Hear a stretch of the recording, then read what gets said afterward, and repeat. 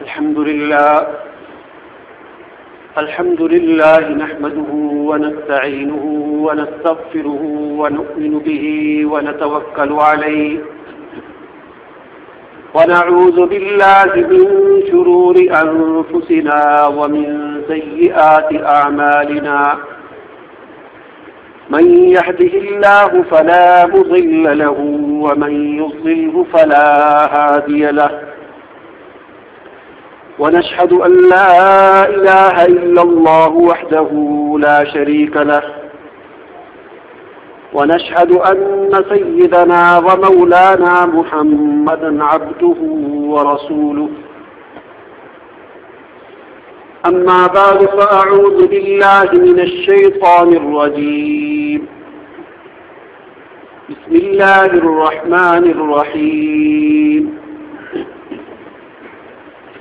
هو الذي أرسل رسوله بالهدى ودين الحق ليظهره على الدين كله ولو كره المشركون يا أيها الذين آمنوا هل أدلكم على تجارة تنجيكم من عذاب أليم تؤمنون بالله ورسوله وتجاهدون في سبيل الله بأموالكم وأنفسكم ذلكم خير لكم إن كنتم تعلمون يغفر لكم ذنوبكم ويدخلكم جنات تجري من تحتها الأنهار ومساكن طيبة في جنات عدن ذلك الفوز العظيم فأخرى تحبونها نصر من الله وفتح قريب وبشر المؤمنين صدق الله العلي العظيم اللهم صل على محمد وعلى آل محمد كما صليت على إبراهيم وعلى آل إبراهيم إنك حميد مجيد رب اشرح لي صدري ويسر لي أمري واحلل عقدة من لساني يفقهوا قولي سبحانك لا علم لنا إلا ما علمتنا إنك أنت العليم الحكيم اللهم أرنا الحق حقا وارزقنا اتباعه وأرنا الباطل باطلا وارزقنا اجتنابه معزز سامعین کرام، میں نے آپ کے سامنے 28ویں پارہ میں سورہ صف کی چند آیات تلاوت کی ہیں۔ اللہ تعالیٰ سے دعا ہے کہ اللہ تعالیٰ مجھے ان کی روشنی میں صحیح عرض کرنے کی اور ہم سب کو اسے سمجھنے اور اس پر عمل کرنے کی توفیق عنایت فرمائے۔ سورہ صف کی ان آیات کا مطالعہ کرنے سے پہلے چند باتیں ہمیں ذہن نشین کرنی چاہیے کہ قرآن مجید کے اندر جو یہ آیات ہیں جنہیں ہم آیت کہتے ہیں، یہ اس کا معنی کیا ہے؟ آیت کا معنی ہوتا ہے نشانی، اور آیتیں قرآن مجید میں مختلف طرح کی ہیں۔ بعض ایسی آیتیں ہیں جو حروف مقطعات پر ہیں، صرف ایک ہی لفظ ہے، مثلا نون یہ ایک آیت ہے، قاف، اسی طرح مقطعات پر آیتیں ہیں۔ پھر بعض ایسی آیتیں ہیں جو بالکل چھوٹی چھوٹی آیتیں ہیں، جیسے والعصر یہ ایک آیت ہے، اور بعض ایسی آیتیں ہیں جو بڑی ہیں جس میں ایک جملہ ہے، کسی میں 2 جملے ہیں، اور بعض ایسی ہیں جن میں کئی جملے ہیں، بڑی طویل آیتیں بھی ہیں۔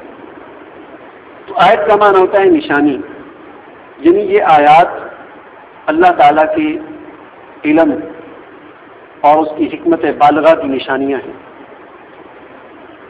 پھر یہی آیات جب بہت ساری اکٹھی ہوتی ہیں تو یہ آیات مل کر ایک سورت بنتی ہے۔ سورت کا معنی ہوتا ہے فصیل، جیسے وہ قلعہ پہلے زمانے میں قلعے ہوتے تھے تو ان کی چاروں طرف ایک جو دیوار لگائی جاتی تھی اس کو فصیل کہتے ہیں. سورت کا معنی ہوتا ہے فصیل. گویا سورت جو ہے یہ اللہ تعالیٰ کے علم اور حکمت کا ایک شعر ہے اور اس کے گرد ایک فصیل ہے.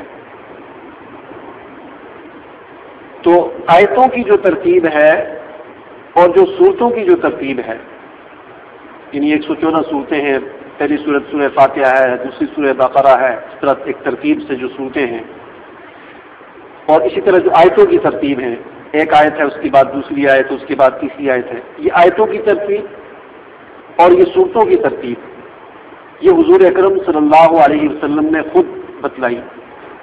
یعنی اللہ تعالیٰ کے حکم سے جبرائیل امین نے آپ صلی اللہ علیہ وسلم کو بتایا اور آپ صلی اللہ علیہ وسلم نے یہ ترتیب بتائی. یہ آیت یہاں پر ہے، اس کے بعد یہ آیت ہے، اس کے بعد یہ آیت ہے، یہ پہلی صورت ہے، یہ دوسری صورت ہے، یہ تیسری صورت ہے. یہ حضور اکرم صلی اللہ علیہ وسلم نے بتایا. قرآن مجید کی ایک تیسری تقسیم بھی ہے، یعنی 7 منزلیں جو قرآن مجید کے یہ نیچے لکھی ہوتی ہے، منزل نمبر 1 2، پورا قرآن 7 منزلوں میں تقسیم کیا ہوا ہے. قرآن کریم کی ایک تقسیم یہ بھی ہے. یہ تقسیم حضور اکرم صلی اللہ علیہ وسلم نے نہیں بتائی، بلکہ صحابہ کرام کے زمانے میں ایسا ہوا کہ کچھ حضرات نے یہ سوچا کہ قرآن مجید کی جو تلاوت ہے کم از کم ایک ہفتے میں قرآن مجید مکمل کرنا چاہیے. تو اس لیے کچھ حضرات نے قرآن مجید کے 7 حصے کر دیے کہ ایک حصہ ایک دن پڑھے، دوسرا حصہ دوسرے دن پڑھے، تیسرا حصہ تیسرے دن، اس طرح 7 حصے بنا دیے، 7 منزلیں بنا دی کہ 7 دن بعد ایک قرآن مجید ختم ہو جائے. تو یہ پڑھنے کی تلاوت کی آسانی کے لیے 7 منزلیں صحابہ کرام کے زمانے میں بنائی گئی. پھر اسی طرح قرآن مجید کی ایک اور تقسیم ہے پاروں کی، کہ قرآن مجید کے 30 سپارے ہیں. یہ بعد میں کسی نے یہ ترتیب بنائی تھی، صحابہ کرام کے بعد بھی شاید کسی نے ترتیب بنائی تھی کہ قرآن مجید کو جب انہوں نے دیکھا کہ اب لوگ 7 دنوں میں قرآن مجید نہیں ختم کرتے، اب وہ صلاحیتیں کم ہو گئی ہیں، لوگ تلاوت کم کرتے ہیں، تو بعد میں کسی نے آ کر قرآن مجید کو 30 حصے اس کے بنا دیے کہ چلو کم از کم 1 مہینے میں اب قرآن مجید ختم کرنا چاہیے لوگوں کو. تو اس میں برابر جو ہے کسی نے قرآن مجید کے 30 حصے بنا دیے، 30 سپارے اس طرح بن گئے. لیکن یہ جو 30 حصے بنائے ہیں، 30 سپارے جو بنائے ہیں، اس میں بنانے والے نے بس اس سے صفحات کو یا الفاظ کو برابر کرنے کی کوشش کی ہے، مضامین کا اتنا زیادہ اس نے خیال نہیں رکھا. بعض مضمون آدھا مضمون پچھلے سپارے میں ہے، آدھا اگلے میں ہے. جیسے وہ 13ویں سپارے میں دیکھیں، 12ویں سپارے میں ایک آیت جو ہے، ایک سورت شروع ہوتی ہے، ایک لائن اس کی پچھلے سپارے میں ہے اور دوسری لائن دوسری اور تیسری آیت اگلے سپارے میں شروع ہو جاتی ہے. اسی طرح قرآن مجید کی ایک اور تقسیم ہے، وہ ہے اس کے رکوعوں کی تقسیم، کہ یہ بھی بعد میں کسی نے بنائی تھی کہ بعض قرآن مجید کی جو چھوٹی صورتیں ہیں کہ ان پوری صورتوں کی تلاوت نماز میں کی جا سکتی ہے، ایک پوری صورت نماز میں پڑھ لیتے ہیں. لیکن بعض صورتیں ایسی ہیں جو بہت طویل ہیں، ان پوری طویل صورتوں کو 1 رکعت میں یا 1-2 رکعت میں پڑھنا یہ بہت مشکل ہے. تو بعد میں کسی نے قرآن مجید کے مضامین کے اعتبار سے اس کے چھوٹے چھوٹے مختلف حصے کر دیے جنہیں آج ہم رکوع کہتے ہیں. انہیں ایک بات شروع ہوتی ہے، وہ بات آ کر کہیں پر ختم ہوتی ہے تو وہاں پر رکوع بنا دیا. وہاں سے آگے نئی بات شروع ہوتی ہے، وہ آگے جا کر 1 صفحہ، آدھا صفحہ، پونا صفحہ جتنا بھی چلتی ہے وہ بات جب مکمل ہوتی ہے وہاں پر دوسرا رکوع بنا دیا. اس طرح یہ سارے کے سارے رکوع بنا دیے تاکہ کوئی آدمی اگر نماز میں تلاوت کر رہا ہے تو ایک رکوع شروع کرے تو اس بات کو مکمل کر کے وہ پھر آگے اپنا رکوع کرے. تو یہ قرآن مجید کی ایک تقسیم یہ بھی ہے. تو یہ قرآن مجید کی مختلف طریقوں سے تقسیم ہے. ان میں سے آیتوں کی ترتیب اور صورتوں کی ترتیب یہ خود حضور اکرم صلی اللہ علیہ وسلم نے بتائی تھی، اور اس کے علاوہ جو باقی ترتیبیں ہیں یہ بعد میں صحابہ کرام کے زمانے میں یا تابعین کے زمانے میں یہ ساری ترتیبیں بنائی گئی. یہ تو تمہیدی بات تھی. اب ہم اس اصل بات کی طرف آتے ہیں کہ جو آیات میں نے آپ کے سامنے تلاوت کی ہیں سورہ صف کی، یہ سورہ صف جو ہے قرآن مجید کی اور بھی جتنی صورتیں ہیں، ان صورتوں کی آپس میں بعض صورتوں کے آپس میں جوڑے ہیں، یعنی دو صورتیں جوڑوں کی شکل میں ہیں مضامین کے اعتبار سے۔ مثال کے طور پر سورہ معوذتین ہیں یہ دو صورتیں، قل اعوذ برب الفلق اور قل اعوذ برب الناس، یہ دو صورتیں جوڑے کی شکل میں ہیں۔ بعض دفعہ ایسا ہوتا ہے کہ ایک مضمون ہوتا ہے، ایک بات ہوتی ہے، اس کے دو پہلو ہوتے ہیں، جس طرح کہا جاتا ہے کہ تصویر کے دو رخ ہوتے ہیں، ایک یہ رخ ہوتا ہے، ایک یہ رخ ہے۔ اسی طرح بعض باتیں ایسی ہوتی ہیں کہ ان کے دو رخ ہوتے ہیں، دو پہلو ہوتے ہیں۔ تو قرآن مجید میں اللہ تعالیٰ نے بہت ساری ایسی باتیں ہیں کہ جن کے دو پہلو تھے، ان کو الگ الگ صورتوں میں بیان کیا ہے، کہ اس مضمون کا اور اس بات کا ایک پہلو ایک صورت میں بیان کر دیا، اور اسی بات کا اور اسی مضمون کا دوسرا پہلو اللہ تعالیٰ نے دوسری صورت میں بیان کر دیا۔ مثال کے طور پر یہی صورت قل اعوذ برب الفلق اور قل اعوذ برب الناس کی دو صورتیں ہیں، ان کا اصل مضمون تعوذ ہے، یعنی اللہ تعالیٰ کی پناہ طلب کرنا۔ اب اللہ تعالیٰ کی پناہ طلب کرنا، ظاہر بات ہے آفات سے اللہ تعالیٰ کی پناہ طلب کرنا، بلیات سے اللہ تعالیٰ کی پناہ طلب کرنا، اس کے دو پہلو ہو سکتے ہیں۔ ایک وہ آفات کے جو باہر سے خارج سے انسان پر حملہ آور ہوتی ہیں، اور ایک وہ آفات کے جو اندر سے انسان پر حملہ آور ہوتی ہیں۔ تو جو آفات باہر سے انسان پر حملہ آور ہوتی ہیں اس کے بارے میں سورہ فلق کے اندر بتا دیا کہ ان سے یہ پناہ ہے، اور جو آفات اندر سے حملہ آور ہوتی ہیں جیسے شیطان ہے، نفس ہے، اس کے بارے میں سورۃ الناس کے اندر بتا دیا۔ اسی طرح سورۃ الطلاق اور سورۃ التحریم، یہ دو صورتیں یہ بھی آپس میں جوڑا ہے کہ ان دونوں صورتوں کا اصل مضمون ازدواجی زندگی ہے، کہ میاں بیوی کے تعلقات، ظاہر بات ہے میاں بیوی کے تعلقات کے بھی دو رخ ہو سکتے ہیں، یا تو ان کے اندر محبت ہوگی اور یا ان کے اندر نفرت پیدا ہو جائے گی۔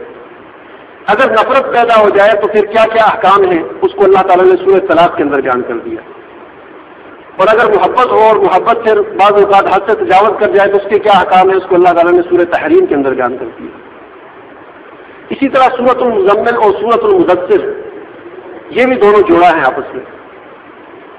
ان دونوں کا مضمون اصل میں ہے تربیت کرنا، اپنی تربیت کے بارے میں حکم اللہ تعالیٰ نے سورہ مزمل کے اندر حضور اکرم صلی اللہ علیہ وسلم کو دے دیا کہ یا ایھا المزمل قم اللیل الا قلیلا، اور دوسروں کی تربیت کے بارے میں حکم دے دیا سورۃ المدثر میں کہ یا ایھا المدثر قم فانذر وربک فکبر۔ اس نے کہا کہ خود کھڑے اور قیام اللیل، رات کا کچھ حصہ قیام کریں، یعنی اپنی تربیت کریں، عبادت کریں، اور سورہ مدثر میں کہہ دیا کہ اٹھیں کھڑے ہوں اور لوگوں کو ڈرائیں اور اللہ کی کبریائی لوگوں کے سامنے بیان کریں۔ تو اسی طرح یہ جو سورہ صف میں نے آپ کے سامنے اس کی چند آیات تلاوت کی ہیں، یہ سورہ صف اور سورہ جمعہ، یہ دو صورتیں بھی آپس میں جوڑا ہیں۔ ان دونوں صورتوں کا بھی مضمون ایک ہی ہے، لیکن اس کے دو پہلو، ایک پہلو سورہ صف کے اندر اللہ تعالیٰ نے بیان کیا اور دوسرا پہلو اس کا سورہ جمعہ کے اندر اللہ تعالیٰ نے بیان کیا۔ حضور اکرم صلی اللہ علیہ وسلم کو اللہ تعالیٰ نے کیوں مبعوث کیا تھا؟ آپ کی بعثت کا مقصد کیا تھا؟ آپ کو کیوں بھیجا گیا؟ آپ کی بعثت کا مقصد اللہ تعالیٰ نے سورہ صف کے اندر بیان کر دیا کہ آپ کو کیوں بھیجا گیا، اور آپ صلی اللہ علیہ وسلم کو جس مقصد کے لیے بھیجا گیا اس مقصد کو حاصل کرنے کے لیے کیا طریقہ اختیار کرنا ہے، کس راستے پر چلنا ہے، اس کو اللہ تعالیٰ نے سورہ جمعہ کے اندر بیان کر دیا۔ تو یہ جو آیات میں نے آپ کے سامنے تلاوت کی، هو الذی ارسل رسولہ بالہدی، اس آیت کے اندر، یہ سورہ صف کی آیت نمبر 9 جو ہے، اس کے اندر اللہ تعالیٰ نے حضور اکرم صلی اللہ علیہ وسلم کے بھیجنے کا مقصد بیان کیا، اور یہی آیت اللہ تعالیٰ نے قرآن مجید میں تقریباً 3 مرتبہ بیان کی ہے۔ سورہ توبہ کے اندر اللہ تعالیٰ نے بیان کی، سورہ توبہ کی آیت نمبر 33، یہی ہے هو الذی ارسل رسولہ بالہدی ودین الحق لیظہرہ علی الدین کلہ ولو کرہ المشرکون، اور پھر یہی مقصد اللہ تعالیٰ نے سورہ فتح کے اندر بیان کیا، هو الذی ارسل رسولہ بالہدی ودین الحق لیظہرہ علی الدین کلہ وکفی باللہ شہیدا، اور پھر یہاں پر سورہ صف کے اندر اللہ تعالیٰ نے بیان کیا کہ هو الذی ارسل رسولہ بالہدی ودین الحق لیظہرہ علی الدین کلہ ولو کرہ المشرکون۔ کہ آپ صلی اللہ علیہ وسلم کے بارے میں اللہ تعالیٰ فرماتے ہیں کہ اللہ تو وہ ذات ہے کہ جس نے اپنا رسول بھیجا بالہدیٰ ہدایت کے ساتھ اور دین حق کے ساتھ. کیوں بھیجا؟ اس لیے بھیجا کہ لیظہرہ علی الدین کلہ، کہ وہ اس دین کو سارے کے سارے دینوں پر غالب کر دے. یہ حضور اکرم صلی اللہ علیہ وسلم کا بھیجنے کا اور آپ کی بعثت کا مقصد اللہ تعالیٰ نے اس صورت میں بیان کیا. اور پھر اس سے اگلی جو سورہ جمعہ آ رہی ہے اس کی آیت نمبر 2 کے اندر اللہ تعالیٰ نے اس مقصد کے حصول کے لیے کیا محنت کرنی ہے اور کیا طریقہ کار اختیار کرنا ہے اس کو بیان کیا ہے. اور وہ چیز بھی اللہ تعالیٰ جس طرح اس آیت کو قرآن مجید میں 3 مقامات پر یہ آیت آتی ہے، اسی طرح اس مقصد کے حصول کے لیے کیا طریقہ اختیار کرنا ہے اس کو بھی اللہ تعالیٰ نے قرآن مجید میں تقریباً 4 مقامات پر بیان فرمایا. سورہ جمعہ کے اندر بیان فرمایا کہ هو الذی بعث فی الامیین رسولا منهم یتلو علیہم آیاتہ ویزکیہم ویعلمہم الکتاب والحکمہ وإن كانوا من قبل لفی ضلال مبین. خیر اس کے بارے میں تفصیل کے ساتھ بات میں ہوگی. یہاں پر حضور اکرم صلی اللہ علیہ وسلم کی بعثت کے متعلق جو آیت میں نے آپ کے سامنے تلاوت کی ہے، اس آیت پر تھوڑا سا غور کرتے ہیں. اور اس سے پہلے سورہ صف کی جو ابتدائی آیات ہیں ان کا ترجمہ بھی دیکھ لیتے ہیں. اللہ تعالیٰ ارشاد فرماتے ہیں کہ سبح للہ ما فی السماوات وما فی الارض. اللہ تو وہ ذات ہے کہ جس کی زمین و آسمان کے اندر ہر چیز اس کی تسبیح بیان کرتی ہے. یعنی اتنی عظیم ذات ہے اللہ کی ذات کہ زمین و آسمان کی ہر چیز اللہ کی تسبیح بیان کرتی ہے. وہو العزیز الحکیم. اللہ تعالیٰ غالب ہے اور حکمت والا ہے. یا ایھا الذین آمنوا لم تقولون ما لا تفعلون. اے ایمان والو تم وہ بات کیوں کہتے ہو جو تم کرتے نہیں ہو؟ یعنی تمہارے قول اور فعل میں تضاد کیوں ہے؟ کبر مقتا عند اللہ ان تقولوا ما لا تفعلون. اور یہ قول اور فعل کا تضاد کوئی معمولی بات نہیں ہے، یہ بہت بڑی بات ہے اللہ کے نزدیک کہ تم وہ بات کہو کہ جو تم کرتے نہیں. یعنی اس کا مقصد یہ نہیں ہے کہ آدمی کے عمل کے اندر جو چیز نہیں ہے وہ کہہ نہیں سکتا، بلکہ یہ عمل کی طرف ابھارا جا رہا ہے کہ جو بات تم کہتے ہو اس بات کو کرو بھی، اس کو اپنی عملی زندگی کے اندر لاؤ بھی. یہ گویا کہ عمل کی طرف ابھارا جا رہا ہے. ایسی بات نہیں ہے کہ ایک چیز انسان کے عمل میں نہیں ہے تو وہ کسی دوسرے کو کہہ نہیں سکتا. مثال کے طور پر کوئی آدمی نماز نہیں پڑھ رہا تو وہ کسی اور کو پھر جب تک خود نماز نہیں پڑھ رہا دوسرے کسی کو نہیں کہہ سکتا. ایسی بات نہیں ہے، بلکہ یہ عمل کی طرف ابھارا جا رہا ہے کہ جیسے تم دوسروں کو کہتے ہو نماز پڑھو تو خود بھی عمل کرو. تمہارے قول و فعل کے اندر تضاد نہیں ہونا چاہیے. آگے فرمایا کہ الذین ان اللہ یحب الذین یقاتلون فی سبیلہ صفا کانہم بنیان مرصوص. یعنی اللہ تعالیٰ محبت کا اظہار فرما رہے کہ میرے محبوب بندے کون سے ہیں. اللہ تعالیٰ کن لوگوں سے محبت کرتا ہے؟ فرمایا کہ ان اللہ بے شک اللہ تعالیٰ یحب الذین محبت کرتا ہے ان لوگوں سے یقاتلون فی سبیلہ صفا کہ جو قتال کرتے ہیں اس کے راستے میں صفا صف بنا کر کانہم بنیان مرصوص. اور ان کی صف ایسی ہوتی ہے گویا سیسا پلائی ہوئی دیوار، یعنی جم کر ثابت قدمی کے ساتھ ڈٹ کر صف بنا کر اللہ تعالیٰ کے دشمنوں سے جو لوگ قتال کرتے ہیں اللہ تعالیٰ فرماتے ہیں کہ ان اللہ یحب الذین. اللہ تعالیٰ ان لوگوں سے محبت کرتے ہیں. آگے موسیٰ علیہ السلام کی قوم کا ایک مختصر سا ذکر ہے کہ موسیٰ علیہ السلام نے جب اپنی قوم کو فرعون سے نجات حاصل کی اور اس سے لے کر وادی سینا میں تھے اور وہاں پر پھر اللہ تعالیٰ نے تورات نازل کی. خود قوم نے کہا کہ ہمارے لیے کوئی قانون ہونا چاہیے، کوئی کتاب ہونی چاہیے، کوئی شریعت ہونی چاہیے. تو موسیٰ علیہ السلام نے اللہ تعالیٰ سے مانگا تو اللہ تعالیٰ نے تورات عطا کی. جب تورات عطا ہوگی تو قوم نے اس پر عمل نہیں کیا. اور پھر موسیٰ علیہ السلام نے اللہ تعالیٰ کے حکم سے اپنی قوم سے کہا کہ فلسطین پر حملہ کرو اور وہاں پر جا کر جہاد کرو اور وہ ہمارا اصل وطن ہے اس کو حاصل کریں. تو قوم نے آگے سے جواب دیا کہ موسیٰ علیہ السلام کو کہ موسیٰ تم اور تمہارا رب جا کر جہاد کرو، ہم تو نہیں جائیں گے، ہم تو یہیں بیٹھے رہیں گے. پھر ظاہر بات ہے موسیٰ علیہ السلام اس سے بہت ناراض ہوئے، خفا ہوئے اور بہت مایوس ہوئے. تو اس کی طرف فرمایا کہ وَإِذْ قَالَ مُوسَىٰ، تو اس وقت کو یاد کرو کہ جب موسیٰ علیہ السلام نے کہا لقومہ اپنی قوم سے یا قوم اے میری قوم لم تؤذوننی تم مجھے اذیت کیوں دیتے ہو؟ فقد تعلمون انی رسول اللہ الیکم، اور تم جانتے ہو کہ میں تمہاری طرف اللہ کا رسول ہوں. فلما زاغوا ازاغ اللہ قلوبہم، اللہ تعالیٰ فرماتے ہیں کہ جب انہوں نے ٹیڑھ پن اختیار کیا تو اللہ نے بھی ان کو ٹیڑھا کر دیا، ان کے دلوں کو ٹیڑھا کر دیا.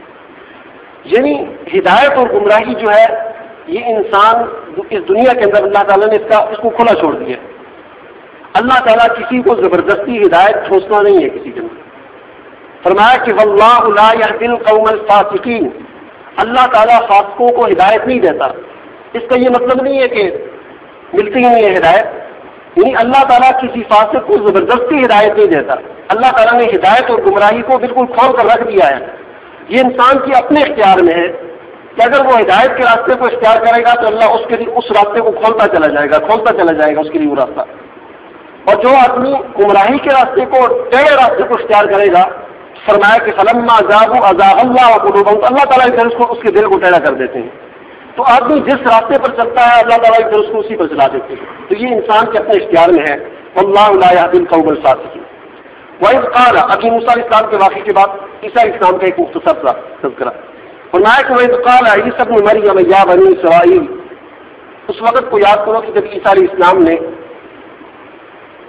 کہا کہ اے بنی اسرائیل انی رسول اللہ علیکم، میں تمہاری طرف اللہ کا رسول ہوں، مصدقا لما بین یدی من التوراۃ، جو تورات تمہارے پاس ہے میں اس کی تصدیق کرتا ہوں، یعنی اس کا انکار نہیں کرتا، میں تصدیق کرتا ہوں یہ اللہ کی کتاب ہے. ومبشرا برسول یأتی من بعد اسمہ احمد، اور میں تمہیں خوشخبری سناتا ہوں ایک ایسے رسول کی کہ جو میرے بعد آئے گا اور اس کا نام احمد ہوگا. فلما جاءہم بالبینات، پس جب آ گیا وہ رسول ان کے پاس واضح دلائل لے کر، واضح نشانیاں لے کر، قالوا ھذا سحر مبین، تو اب یہ لوگ کہتے ہیں کہ یہ کھلا جادو ہے. یعنی وہ نبی اور وہ رسول جس کی خوشخبری حضرت عیسیٰ علیہ السلام نے دی تھی کہ میرے بعد ایک نبی آئے گا، ایک رسول آئے گا جس کا نام احمد ہوگا، جب وہ رسول آ گیا قرآن لے کر، کتاب لے کر، ہدایت لے کر، تب یہ مشرک لوگ، یہ یہود و نصارہ، یہ لوگ آج جو ہے اب یہ کہتے ہیں کہ یہ قرآن جو ہے یہ اللہ کی کتاب نہیں ہے بلکہ جادو کی کتاب ہے، یا یہ اللہ کا نبی نہیں ہے بلکہ جادوگر ہے. فرمایا کہ ومن اظلم، اس سے بڑا ظالم کون ہو سکتا ہے، ممن افترى علی اللہ الکذب، جو اللہ تعالیٰ پر جھوٹ باندھے. اللہ تعالیٰ تو فرماتے ہیں کہ میری کوئی اولاد نہیں ہے، اللہ کا کوئی کفر نہیں. قل هو اللہ احد اللہ الصمد لم یلد ولم یولد، نہ اللہ نے کسی کو جانا نہ اللہ خود جنا گیا. ولم یکن لہ کفوا احد، اللہ کا کوئی کفر نہیں، کوئی خاندان نہیں ہے. لیکن یہ کہتے ہیں کہ اللہ کا بیٹا ہے، اللہ کی بیوی ہے. یہودی کہتے ہیں عزیر علیہ السلام اللہ کا بیٹا ہے، عیسائی کہتے ہیں کہ عیسیٰ علیہ السلام اللہ کا بیٹا ہے، مشرکین کہتے ہیں کہ فرشتے اللہ کی بیٹیاں ہیں. تو یہ اللہ تعالیٰ پر بہت بڑا جھوٹ ہے. اللہ تعالیٰ فرماتے ہیں کہ ومن اظلم، اس سے بڑا ظالم کون ہوگا کہ جو اللہ تعالیٰ پر افترا باندھے. وهو يدعى الى الاسلام، حالانکہ اس کو اسلام کی طرف دعوت دی جا رہی ہے، اس کو اسلام کی طرف بلایا جا رہا ہے، لیکن وہ اسلام کی طرف نہیں آ رہا بلکہ اللہ تعالیٰ پر الزام تراشی کر رہا ہے.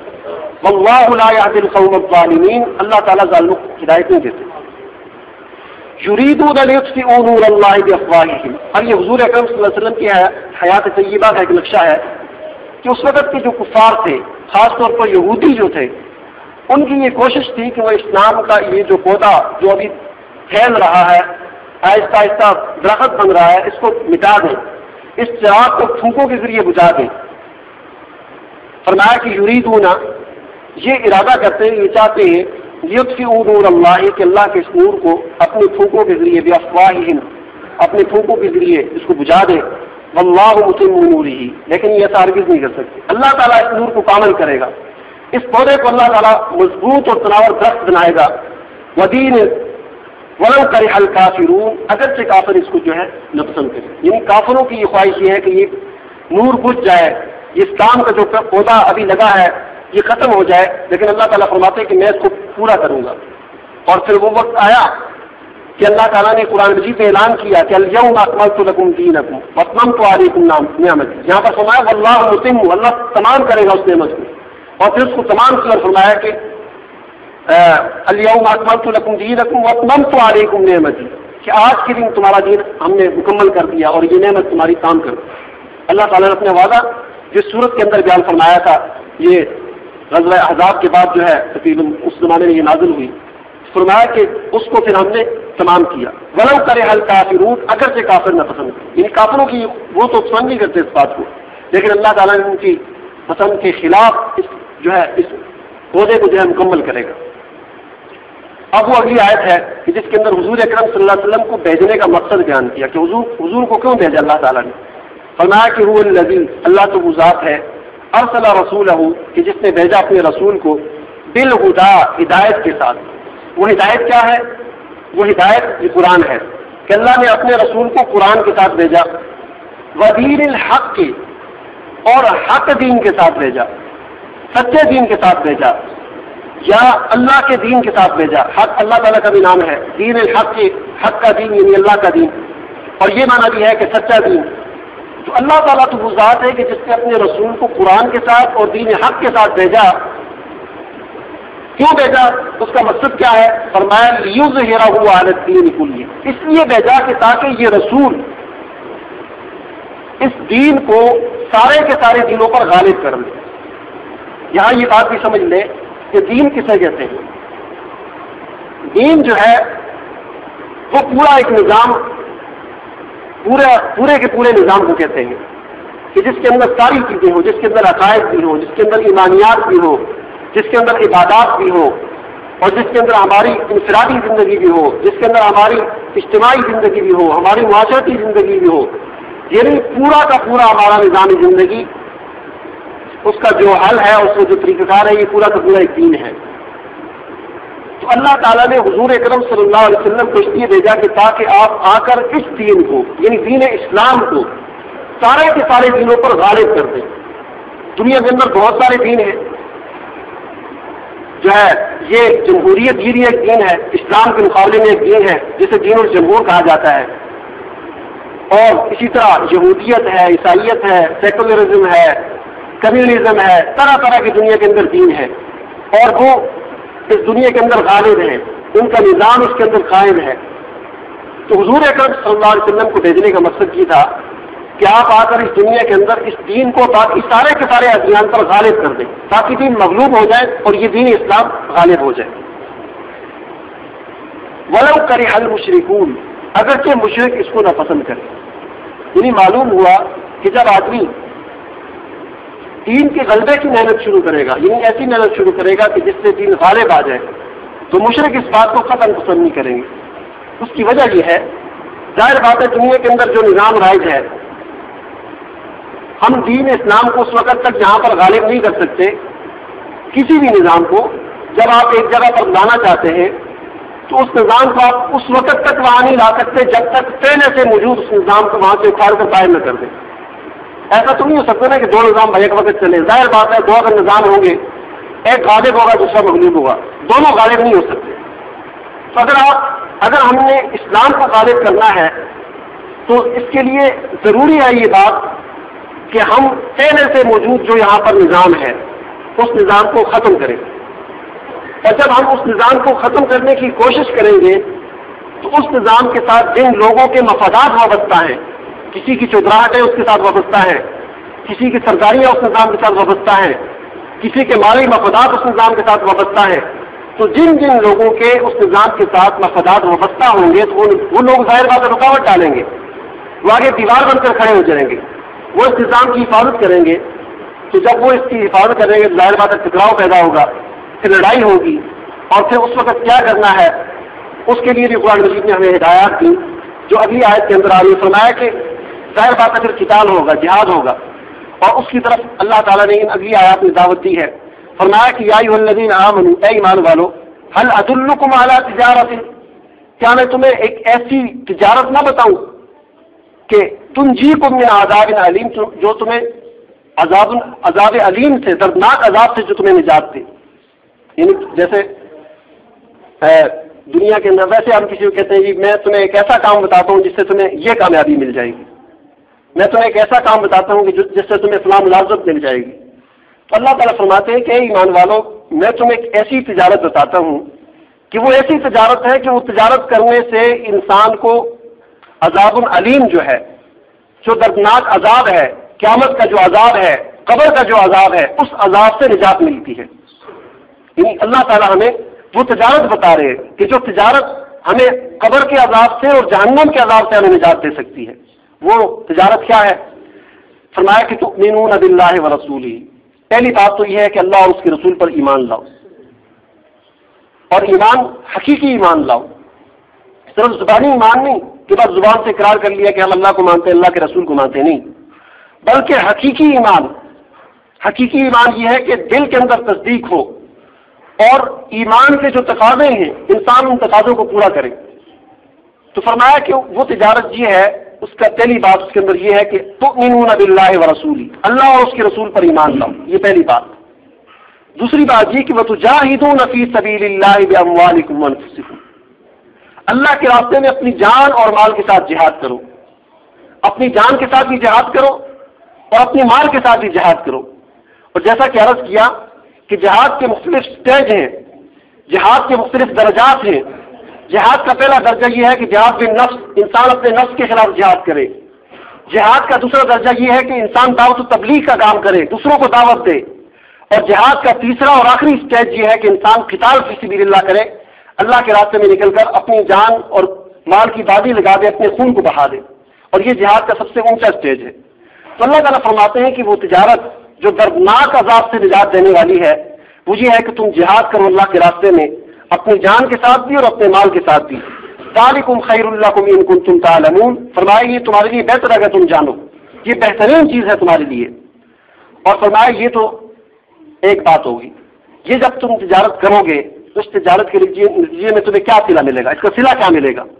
فرمایا اس کا صلہ یہ ملے گا تمہیں کہ یغفر لکم ذنوبکم، پہلا صلہ یہ ملے گا اللہ تعالیٰ تمہارے گناہوں کو معاف کر دیں گے، تمہارے گناہوں کو اللہ تعالیٰ بخش دیں گے جائے گا۔ اور آخرت کے اندر کیا ہوگا؟ فرمایا کہ وَيُدْخِلْكُمْ جَنَّاتٍ تَجْرِي مِن تَحْتِهَا الْأَنْهَارُ، اللہ تعالیٰ تمہیں آخرت میں ایسے باغات میں داخل کرے گا کہ جس کے دامن میں نہریں بہتی ہیں۔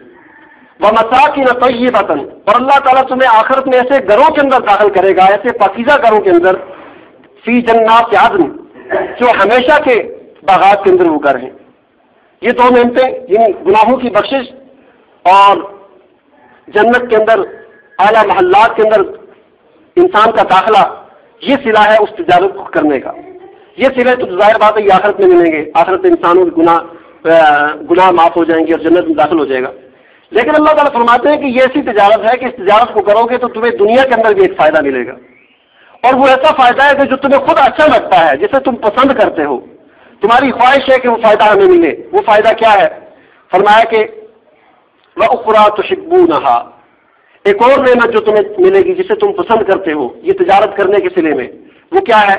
نصر من اللہ وفتح قریب، کہ اللہ کی طرف سے تمہیں مدد ملے گی اور ان قریب تمہیں ایک بہت عظیم شان فتح ملے گی۔